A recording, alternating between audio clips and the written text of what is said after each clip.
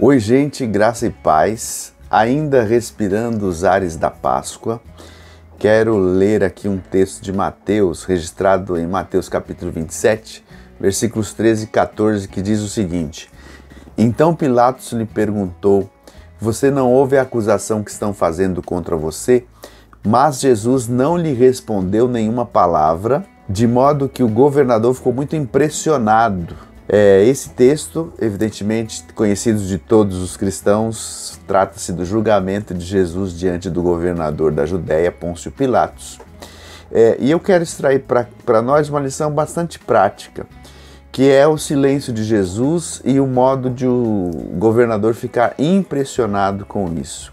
Lembremos que os romanos no Principado, nesse período do Império Romano, especialmente, era muito pautada na lei. E sempre que havia um julgamento, você tinha as duas partes. Você tinha a acusação e você tinha a defesa. Ele fica impressionado porque Jesus tem o direito de se defender e não o faz. E ele sabe, o texto vai dizer para nós, o versículo 18, que os judeus estão acusando Jesus por inveja. Mas ainda assim ele o condena primeiro a açoites, depois a crucificação. Talvez pelo fato de que tenha se enraivecido, é uma leitura particular minha, pelo fato de Jesus ter direito à defesa e não o fez. Manteve-se em silêncio. Bom, já que é assim, então você vai morrer como deve. Em outras palavras. O que Jesus me ensina com a sua atitude é que nem sempre o direito que a gente tem de se defender deve ser considerado.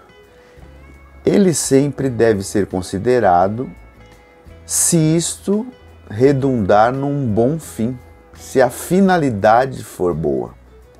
Caso não, o nosso direito está ao pé da cruz. Nós não somos cidadãos dessa terra. Nem sempre os nossos direitos devem ser evocados. Se isto não tiver um bom fim, se a finalidade disso não apontar para que o reino de Deus cresça, nós não devemos fazer o convencional. Isso é muito difícil, é muito estranho para a sociedade, é de fato uma coisa esquisita. Porém, quando a gente olha para as Escrituras, a gente vê muito isso acontecendo, porque o que importa nas Escrituras não é o que os homens dizem, mas é o que a lei diz, a lei de Deus diz, é o que Deus estabeleceu para a nossa história, para a nossa vida, para a nossa conduta. Por exemplo, Paulo, quando em Filipos, ele tinha todo o direito de não ser fustigado com varas ou açoitado, mas ele não diz que era cidadão romano e por isso ele passa por açoites. Isso está registrado em Atos capítulo 16. E ao passar por açoites ele é preso e tem toda aquela história dele, Silas e possivelmente Lucas naquela prisão em Filipos. Oram, adoram ao Senhor e meia-noite a prisão sofre um terremoto lá e tudo se desfaz e enfim eles ficam livres.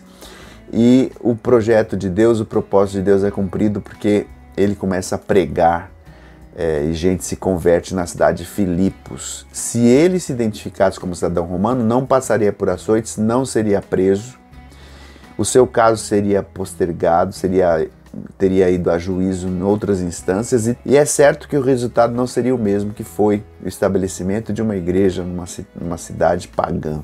Então, nem sempre os direitos que nós temos devem ser evocados, mas a gente sempre tem que ter sensibilidade. Caso Jesus pleiteasse ali diante de Pilatos, de fato eles estão me acusando injustamente, eles são invejosos, talvez Pilatos dissesse, olha, vamos acabar com esse julgamento aqui que realmente não tem nada a ver, cada um para suas casas, e o que seria? Nós não sabemos. Mas fato é que pelo fato de Jesus não se defender diante do governador, isso custou a sua vida, a sua morte, e por isso o seu sangue foi derramado, e por isso nós temos salvação eterna. Pense nisso, nem sempre o direito que nós temos nos garante salvação. Às vezes, ganhar alguma causa do lado de cá implica mais em perdição do que salvação. Quanta gente que depois de ganhar muito dinheiro não se torna mais frio na fé e até se desvia. Quanta gente que tem interesses aqui, nessas coisas do lado de cá, se envolvem tanto e de modo legítimo, de modo honesto, pautado na lei, e simplesmente o coração se perde. Então, lembremos do exemplo do Senhor, que tendo direito à defesa não o fez, porque ele entendeu que sofrer aquilo que precisava teria um fim mais excelente. Deus te abençoe, graça e paz.